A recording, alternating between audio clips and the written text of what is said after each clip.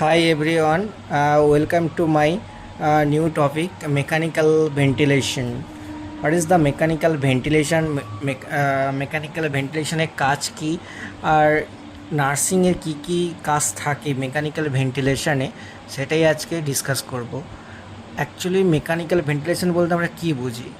Mechanical ventilation বলতে হচ্ছে একটা আর্টিফিশিয়াল মেশিন, তার কাজ কি না হচ্ছে লাংসে অক্সিজেন ডেলিভারি করা আর রিমুভ করা হচ্ছে কার্বন ডাই অক্সাইড। এটাই হচ্ছে বাংলা কথায়, আমাদের পাতি কথায় মেকানিক্যাল ভেন্টিলেশন আমরা বলে থাকি।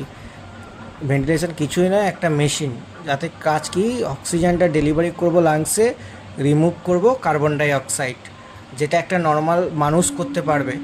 কিন্তু একটা পেশেন্ট যখন লো জিসিএস পেশেন্ট, কোনো কনসিয়াসনেস থাকবে না, আনকনসিয়াস পেশেন্ট, তখন আমরা কি করব? তখন তো আর পেশেন্ট নিতে পারবে না, তখন আমরা মেকানিক্যাল ভেন্টিলেশন দিই। কখন আমরা দেবো? যখন লো জিসিএস পেশেন্ট, যখন জিসিএস কি কত হয়ে যাবে, 10-এর নিচে 8-এর নিচে হয়ে যাবে, তখন আমরা ভেন্টিলেশনে দিয়ে দিই। আর পোস্ট অফ পেশেন্টকে আমরা দেই। আচ্ছা, আমরা কি দেখব? নর্মাল ফাংশানটা, বেসিকটা আজকে বলছি, পরের ভিডিওতে পুরো আপডেটেড আসবে। এখন জাস্ট নর্মালটা বলছি। আমরা ভেন্টিলেশনে কি দেখব? যারা বিগিনার তারা তো জানে না ভেন্টিলেশনে প্রথমে গিয়ে আমরা কি করব, কি দেখব, কনফিউশনে সবসময়ের জন্যই থাকে। সাপোজ এটা একটা ভেন্টিলেশনের মনিটর, তো আমাদের কাজ কি থাকে? আমরা হচ্ছে এখানে FI2 হচ্ছে এখানে আমরা সেটিং করব, যেটার ফুল ফর্ম হলো কি ফিক্সড ইনস্পেয়ার অফ অক্সিজেন। মানে আমরা এখানে একটা অক্সিজেন ভ্যালুকে আমরা ফিক্সড করব। এটা অ্যাকচুয়ালি ডক্টর ফিক্সড করে, but we should know that everything. আমাদের সব কিছুই জানতে হবে। FI2টা কি হচ্ছে? Fixed inspire of oxygen. আমরা এখানে অক্সিজেন ফিক্সড করব। এটা কি দেখে ফিক্সড করব? According of AVG. According of AVG আমরা ফিক্সড করব। পিপ কি? পিপ হলো পজিটিভ অ্যান্ড এক্সপিরেটরি প্রেশার। পিপের কাজ হলো লাংসকে এক্সপ্যান্ড করা, এটা হচ্ছে পিপের কাজ। টাইডাল আমরা সেট করব, কতটা ভলিউম অফ অক্সিজেন আমরা একটা পেশেন্টকে দেবো সেটা আমরা সেট করব। অ্যান্ড রেসপিরেশন রেট আমরা হচ্ছে এটা সেট করব। আর আমাদের মেন কাজ হলো যে ভেন্টিলেশন পেশেন্টের সাইডে দেখবেন এইভাবে মনিটরে থাকে, পিক প্রেশার থাকে, প্ল্যাটো প্রেশার থাকে, রেসপিরেশন রেট থাকে, টাইডাল ভলিউম থাকে, মিনিট পার ভেন্টিলেশন থাকে। তো আমাদের এইগুলো দেখতে হবে। এইগুলোর যদি কোনো কিছু অ্যাবনর্মালিটিস হয়, suppose peak pressure high alarm দিচ্ছে কিন্তু আমরা পেশেন্ট সাইডে যাচ্ছি না, কিন্তু অ্যালার্ম কন্টিনিউ দিয়ে যাচ্ছে, এটা কিন্তু ইন্ডিকেটর অফ পেশেন্ট কিছু একটা প্রবলেম হচ্ছে, তাই ভেন্টিলেশনে অ্যালার্ম দিচ্ছে।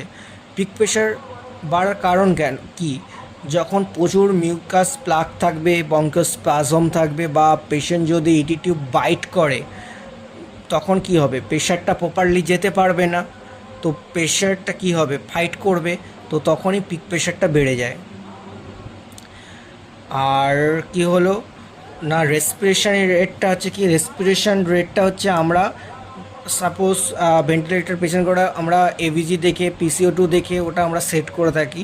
তো নর্মাল আমরা রেসপিরেশন রেট 15 দিতেই পারি, 15 to 18 আমরা দিয়ে থাকি। তো ওটা অ্যাকর্ডিং অফ ডক্টর অ্যাডভাইস, ডক্টররাই সেট করবে। আর টাইডাল ভলিউমও আমরা অ্যাকর্ডিং অফ বডি ওয়েট আমরা টাইডাল ভলিউম দিয়ে থাকি।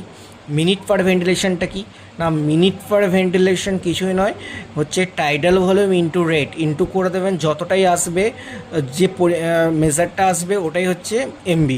ওর থেকে কম হলে ভাববেন কিছু একটা প্রবলেম হচ্ছে, ওটা অ্যালার্ম দেবে সবসময়ের জন্য, বেশি হলেও অ্যালার্ম দেবে, কম হলেও অ্যালার্ম দেবে। তো ওটা ভেন্টিলেশনে আপনারা সেটিং করে নেবেন। কিন্তু যখনই কোনো ইন্ডিকেশান দেবে তখন আমাদের পেশেন্ট সাইডে যেতেই হবে। এরকম একটা গ্রাফ থাকবে ভেন্টিলেশনে, যেটা পেশেন্ট হচ্ছে ইনহেল করছে, এইভাবে গ্রাফটা উঠলো, এক্সেল করে দিল পেশেন্ট, ইনহেল করলো, পিক প্রেশার, আবার এক্সেল করে দিল, কার্বন ডাইঅক্সাইড ছেড়ে দিল। তো এটা আমাদের জানতে হবে। আই রেশিও জানতে হবে, আই রেশিওটা কী এটাও জানতে হবে। তো আমাদের কাজ কি? পিক প্রেশার যখনই ভেন্টিলেশন আমরা দেখবো, পিক প্রেশার ভেন্টিলেশনের সেটিংয়ের সময় আমরা দেখবো পিক প্রেশার কত আছে, কী আছে, বা পিক প্রেশারটা কত নর্মালি থাকে, কি ব্যাপার সবই আমরা নেক্সট ভিডিওতে আপডেটেড দেবো, বাট এটা জাস্ট বেসিক ভিডিওতে জাস্ট বলবো পিক প্রেশার কখন বেড়ে যায়, যখন পেশেন্টের ইটি টিউব যখন পেশেন্ট বাইট করে থাকে তখন পেশেন্টের পিক প্রেশারটা বেড়ে যায়। যখন পেশেন্টে কোনো মিউকাস প্রচুর পরিমাণে থাকে তখন তখন কি হয়, পেশেন্ট প্রপারলি ইনহেল করতে পারে না অক্সিজেনটা, তখন কি হয় প্রেশারটা ভেন্টিলেশনের প্রেশারটা কি হয় না ওখানে গিয়ে পিক প্রেশারটা তাহলে কখন বাড়বে আমরা জানলাম, যখন পেশেন্ট বাইট করবে ইটি টিউব, যখন মিউকাস থাকবে বঙ্কিও স্পাজম থাকবে তখন পিক প্রেশারটা বাড়বে। তো তখনই প্রপার ওয়ে সাকশান করতে হবে, সাকশানিং মাস্ট বি নিডেড, আর পেশেন্টকে হচ্ছে স্যাডেট করে দেবে প্রপারলি ভালো করে। তাতে কি হবে, পেশেন্ট আর টিউব বাইট করতে পারবে না। আর যদি মিউকাস প্লাগ থাকে, যখন রেসপিরেশন রেটটা বেড়ে যায় তাতে কী হয় পিসিওটা আবার বেড়ে যাবে। তো তাই জন্য পেশেন্টকে ভালো করে স্যাডেট করতে হবে। রেসপিরেশন রেটটা আমরা সেট করে নেবো এবিজি থেকে, পিসিরু থেকে, টাইডাল ভলিউমটা। আর মেইন আমাদের দেখতে হবে যে কী ভেন্টিলেশন মোডে আছে পেশেন্ট, সেটা আমাদের গিয়ে ফার্স্ট প্রায়োরিটি দেখতে হবে যে পেশেন্ট সিপাপে আছে না ভলিউম অ্যাসিস্ট কন্ট্রোলে আছে, এসআইএমপিতে আছে, এটা আমাদের দেখতে হবে। এখানে আমরা মেনলি আমাদের যেটা আইসিইউতে আমরা ইউজ করে থাকি বা স্বাভাবিকভাবে যেটা আমরা ভেন্টিলেশন ইউজ করে থাকি, ভিএসি ভলিউম অ্যাসিস্ট কন্ট্রোল আমরা মুড ইউজ করে থাকি, সিপাপ করে থাকি কন্টিনিউ পজিটিভ এয়ারওয়ে প্রেশার, এসআইএমবি করে থাকি, পিআরবিসি করে থাকি। এগুলো হচ্ছে আমরা ব্রিফলি এক্সপ্লেন করব নেক্সট ভিডিওতে। এখন জাস্ট নামটা বলে দিলাম যে কি মুড থাকে ভেন্টিলেশনে, সেটাই বলে দিলাম। ভলিউম অ্যাসিস্ট কন্ট্রোল থাকে, সিপাপ থাকে কন্টিনিউ পজিটিভ এয়ারওয়ে প্রেশার থাকে, এসআইএমবি থাকে সিঙ্ক্রোনাইজ ইন্টারমিটেন্ট ভেন্টিলেটরি ভেন্টিলেশন থাকে, আর পিআরভিসি থাকে প্রেশার রেগুলেটেড ভলিউম কন্ট্রোল। অনেকই মুড থাকে, আরও অনেক মুড আছে, সেগুলো ব্রিফলি এখন বলতে পারছি না।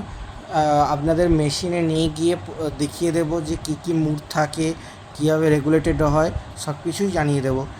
এগুলো হচ্ছে বেসিক মুড থাকে যেগুলো আমরা আইসিইউতে মেনলি ইউজ করে থাকি, ভিএসসি অ্যান্ড সিপাপ আর এসআইএমবি।